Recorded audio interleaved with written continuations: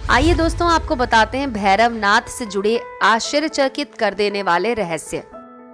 भैरवनाथ के नाम से अभिप्राय है मनुष्य को उसके भय अथवा डर से मुक्ति प्रदान करने वाले भैरव। भैरवनाथ के नाम से एक और अर्थ जुड़ा है, जिसका शब्द भारी भीषण हो सकता है, जो दिखने में भयानक प्रतीत हो। इसके अलावा वे घोर विनाश करने वाले उग्र देव के नाम से भी जाने जाते हैं। दोस्तों, आपका स्वागत है धार्मिक ज्ञान में। तेजी से बढ़ते इंडिया के नंबर 1 धार्मिक चैनल से जुड़ने के लिए सब्सक्राइब करें और बेल आइकन को दबाएं। काल भैरव माता जगदम्बा के अनुचर कहे जाते हैं। माता जगदम्बा के दूसरे अनुचर हनुमान जी हैं। भैरवनाथ संसार के प्राणियों के दुखों को हर लेते हैं। ऐसा कहा जाता है कि भैरवनाथ के नाम के 3 शब्दों में ब्रह्मा, विष्णु, शिव तीनों की शक्तियां समाहित हैं। भैरवनाथ को माता पार्वती का अनुचर भी कहा जाता है। भैरव एक प्रकार की पदवी है। भैरव को भगवान शिव के अन्य अनुचर जैसे भूत, प्रेत, पिशाच इनका अधिपति माना गया है। इनकी उत्पत्ति भगवती महामाया की कृपा से हुई। भैरव को मानने वाले 2 संप्रदाय में विभक्त हैं। पहला काल भैरव और दूसरा बटुक भैरव। भैरव काशी और उज्जैन के द्वारपाल हैं। उज्जैन में काल भैरव की जागृत प्रतिमा है जो मदिरा पान करती है। इसके अतिरिक्त कुमाऊं मंडल में नैनीताल के निकट घोड़ा खाल में बटुक भैरव का मंदिर है, जिन्हें गोलू देवता के नाम से भी जाना जाता है।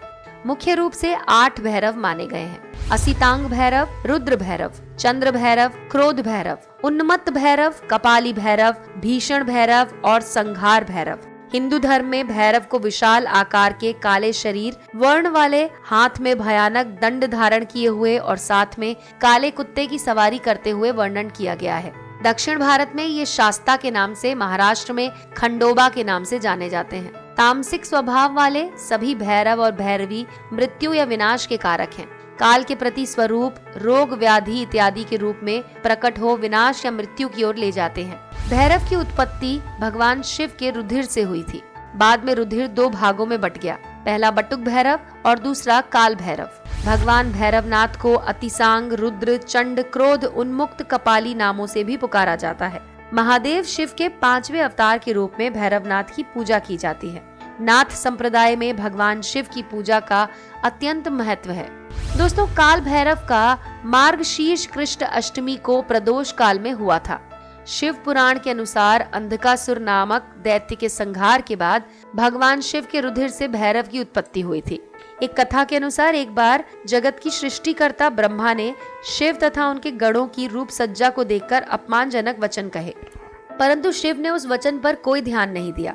शिव के शरीर से एक प्रचंड काया का प्राकट्य हुआ और वो ब्रह्मा जी को मारने हेतु उद्धृत हो आगे बढ़ा, जिसके परिणाम स्वरूप ब्रह्मा जी अत्यंत भयभीत हो गए। शिव जी द्वारा मध्यस्थता करने के बाद वो क्रोधित तथा विकराल रूप वाला गण शांत हुआ। उसके बाद भगवान शिव उस गण को अपने आराधना स्थल काशी का द्वारपाल नियुक्त कर देते हैं। और बटुक भैरव से जुड़ी ये बातें: बटुकाख्य स्य देवस्य भैरवस्य महात्मनः ब्रह्मा विष्णु महेशाधैर्वन्दित दयानिधे, अर्थात ब्रह्मा, विष्णु तथा महादेव शिव के द्वारा बटुकनाथ नाम से वंदित भैरव की आराधना कल्प वृक्ष के समान फलदायी है। बटुक भैरव को भगवान शिव का बाल रूप माना जाता है तथा ये भी कहा जाता है कि उनकी सौम्य स्वरूप की आराधना अत्यंत फलदायी है। सभी कार्य सिद्ध और सफल होते हैं। बटुक भैरव की आराधना संबंधित मंत्र के द्वारा की जाती है। ये मंत्र है: ओम ह्रीम बटुकाय आप दुधा रणाच तुय कुरु कुरु बटुकाय ह्री ओम। भैरव आराधना के लिए हनुमान जी के अलावा केवल एकमात्र देव भैरव वही हैं, जिनकी आराधना शनिदेव के प्रकोप से मुक्ति प्राप्त कराती है। आराधना का दिन रविवार या मंगलवार है। पुराणों के अनुसार भाद्रपद का दिन भैरव की आराधना के लिए उत्तम माना गया है। इस दिन रविवार को बड़ा दिन मानकर रविवार का व्रत रखा जाता है। आराधना से पहले जान लें कि कभी कुत्ते को दुत्कारे नहीं। कुत्ता आपको दिखाई दे तो उसे बाहर पेट भर भोजन कराएं। भैरव तंत्र की बात करें तो योग में जिसे समाधि पद कहा गया है। भैरव तंत्र में भैरव पद या भैरवी पद प्राप्त करने के लिए भगवान शिव ने देवी के समक्ष 112 विधियों का उल्लेख किया है, जिनके माध्यम से इस अवस्था को प्राप्त किया जा सकता है। शेयर करें और इम्प्रेस करें अपने दोस्तों को।